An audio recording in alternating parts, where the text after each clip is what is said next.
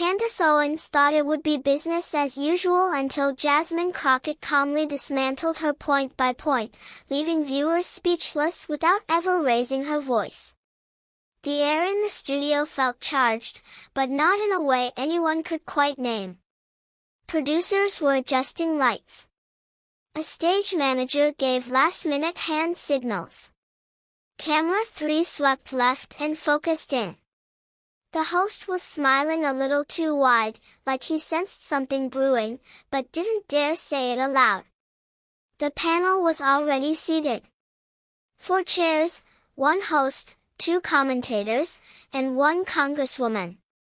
Candace Owens was dressed sharp as always, calm, confident, a pro at these settings. She'd done this dance before.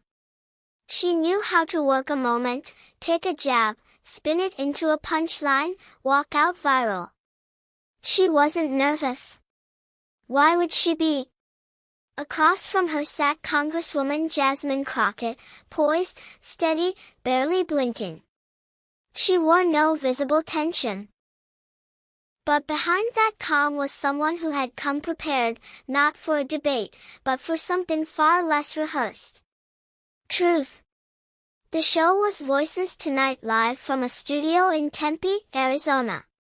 An election cycle special streamed across platforms. Audience in studio, phones recording, every second watched. No time delay. The topic was billed as a discussion on race, class, and the future of American policy. A familiar playground for both women, though they came from different planets politically. Owens, known for confronting progressive views with a smile and sharp elbows. Crockett, a first-term congresswoman from Dallas, more methodical than fiery, except when pushed. 30 seconds, someone off-camera called. Candace sipped water. Jasmine glanced at her notepad once, then folded it closed and didn't touch it again. The host, Rich Langley, introduced the guests, his voice bouncing between politeness and ratings-ready hype. We're joined tonight by Candace Owens, a conservative political commentator, and Representative Jasmine Crockett of Texas's 30th District. Ladies, thank you both for being here. Both nodded. Owens leaned in a bit, smile ready. Crockett just waited. We're discussing policy and perception. Let's start with race, Langley said. Some people say America is more divided than ever racially, economically. Others say the division is manufactured. Candace, your take. Right on. Q. Owens answered, the division is definitely manufactured, and it's being driven by a victim mentality encouraged by people in power. They benefit when people think they're oppressed. The truth is, if you work hard in this country, no matter who you are, you will succeed. Period. She turned slightly, angled toward Crockett. And the narrative that certain groups can't get ahead is harmful, she added. It's dishonest. Crockett didn't blink. Her voice came clear with none of the fake civility so often used in televised debates. Candace, I represent over 700,000 people, she said, eyes steady. I see what they go through. I see how policy, real policy, impacts real lives. And no, hard work isn't always enough when the systems are stacked. You know that. Owens opened her mouth, but Crockett kept going. Let's talk about what you said last year on Daily Wire. You said, quote, I've never seen a black person who didn't make it in America unless they chose not to. Do you still believe that? Langley blinked. Owens tried to smile again, but something in the studio felt tighter now. I do, Owens replied. Because in my experience, success is a choice. And what people don't want to hear is that personal responsibility matters. Crockett nodded slowly as if confirming she had just gotten the answer she expected. But what about Rionetta Davis? She said a pause. She's a single mother in Pleasant Grove, works 2 jobs, still can't afford basic health care because her zip code was redlined back in the 60s and investment never followed. Her son qualified for a school voucher but couldn't use it because the nearest private school is over 45 minutes away and there's no bus. Is that a choice she made? Candace blinked. The crowd shifted. Phones tilted upward. Langley interjected. We'll get into education and healthcare next. But Crockett didn't stop. This isn't theory. These are lives. And when you tell people like Rionetta they're not trying hard enough, you're not just wrong. You're cruel. But Candace wasn't rattled yet. She was calculating and about to make a move she thought would win the room. Candace leaned forward just slightly enough to signal that she was ready to reclaim control. Her tone didn't change, but her posture did. She had a line locked and loaded. Well, she said, if you're going to build your argument on one person's sad story, you can paint anything as broken. But personal anecdotes aren't policy. They're emotion. And emotion doesn't build wealth or fix communities. That line landed with a chill. Owens glanced at the audience, expecting to see heads nodding. A few did, but most faces were unreadable. Crockett wasn't fazed. Jasmine let a pause sit before answering. She didn't rush. She let the tension grow legs. You just called a mother's life a sad story, Crockett said slowly. That's where we are. Owens tried to respond, but Jasmine lifted a hand gently, not to silence, but to steady the rhythm. I'm not here to throw punches, she said. But you walked in here with a checklist, talking points, sound bites, things you've said a dozen times to audiences who already agree with you. But I'm not here to clap. I'm here to tell you what the people living your slogans are actually going through. Langley glanced at his producer who gestured to keep rolling. This wasn't what they rehearsed, but it was working.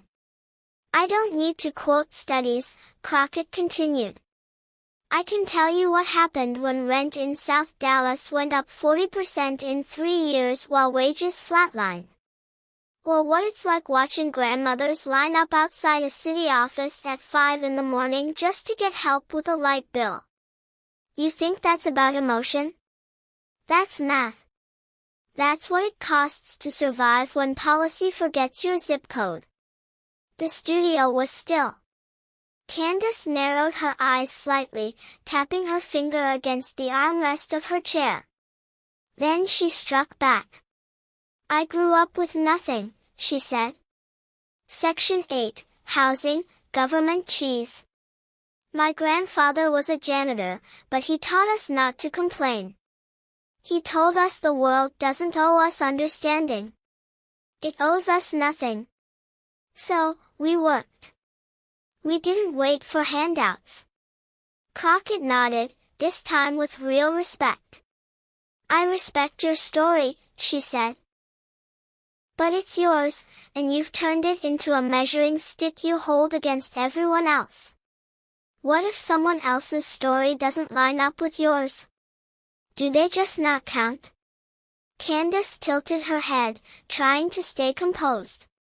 She replied, what I'm saying is, if you keep telling people they're victims, they'll act like it. That's what holds communities back. Not policy, not racism, mindset. That's when Jasmine stopped looking at her and turned to the audience just for a second. I've sat with people who bury their own children because they couldn't afford insulin. She said, I've listened to grandmothers tell me they're afraid to call the police when something's wrong because they don't know what'll happen next. That's not mindset. That's fear. That's grief. She looks back at Owens. And you think telling them to change their mindset is going to fix that? Owens was quiet for just a beat too long. Langley tried to pivot. Let's bring this back to the broader issue of government support, but Crockett didn't let go. You keep saying people are addicted to help. What they're addicted to, she said, is hoping something finally works. Hoping their vote actually means their kids don't have to live with the same fear or the same hunger or the same silence. Candace folded her arms and for the first time she didn't interrupt. You've made a career saying the system works. Crockett continued. But when it's never failed you in ways that cost you safety, food, or dignity, can you even see the cracks? Candace opened her mouth, but no words came. But Crockett wasn't done. And the next thing she said would turn the whole night into something no one could ignore. You once said, Crockett began, her voice steady, that America doesn't have a race problem. It has a truth problem. Candace looked at her wearily, sensing something was coming. Crockett shifted in her chair, not to make herself more comfortable, but to settle in the way someone does before laying something down that can't be taken back. I watched that clip, she said. I watched it more than once because I wanted to understand how someone who looks like me, who comes from struggle, could say something that wide, that absolute. Owens gave a half smile, the kind she used when she wanted to appear unbothered. I stand by it. I figured you would, Crockett replied. So, I brought receipts. There was a light rustle from the audience. Langley glanced at the control room. Someone nodded. He motioned for the producer to roll it. Behind them, a screen came to life. A clip played, Owens on a podcast from 2 years ago.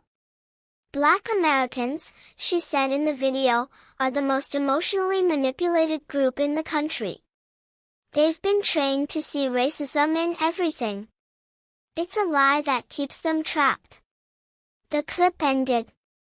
Crockett didn't look smug. She didn't even look angry. She looked tired. Every time I visit a school, I meet kids who have already been taught that they don't matter. She said, not because someone told them directly, but because their textbooks are 10 years old, because there's mold in the ceiling, because their teachers are overworked and underpaid. You think they're being trained to see racism? Or are they just seeing it? Owens opened her mouth. That clip's old and taken out of context. But you said it, Crockett shot back. On record in front of people, you said it like it was fact. Candace inhaled sharply. What I said is that victimhood culture is dangerous.